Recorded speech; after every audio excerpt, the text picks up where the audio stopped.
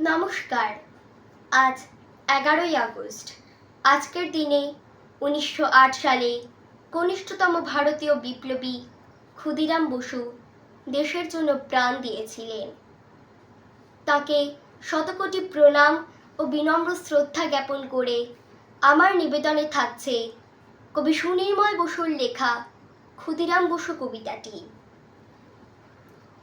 মেদিনীপুরের ক্ষুদিরাম বসু, বাংলার ক্ষুদিরাম, শ্রদ্ধার সাথে আজও বাঙালিরা নীতিস্বরে তার নাম। বাংলার সেই আগুনের যুগে স্বাধীন করিতে দেশ, ধরেছিল হাতে আগুনে অস্ত্র, ভয় নাহি ছিল লেশ। পরাধীনতার গ্লানি যেন আর সহ্য না করা যায়, গুপ্ত সমিতি গড়িয়া উঠিল সমগ্র বাংলায়। শিশু ক্ষুদিরাম গোপনে দেশে সমিতিতে দিল যোগ, ধরা পড়ে শেষে পুলিশের হাতে ভোগে নানা দুর্ভোগ।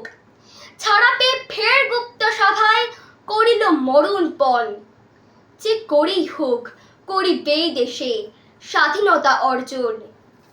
কিংসফোর্ড নামে ছিল বিচারক, নিষ্ঠুর নির্দয়, তাহারে হত্যা করিতে চলিল ক্ষুদিরাম নির্ভয়।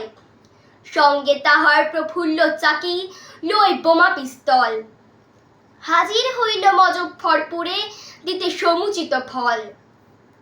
ভুল করে তারা বোমা ছুঁড়েছিল, মরে মেম দুই জন। ক্ষুদিরাম আর প্রফুল্ল চাকি করেছিল পলায়ন। অবশেষে হায় ক্ষুদিরাম বসু হয়েছিল গ্রেফতার, বিচারে তাহার মৃত্যুদণ্ড হয়ে গেল এইবার।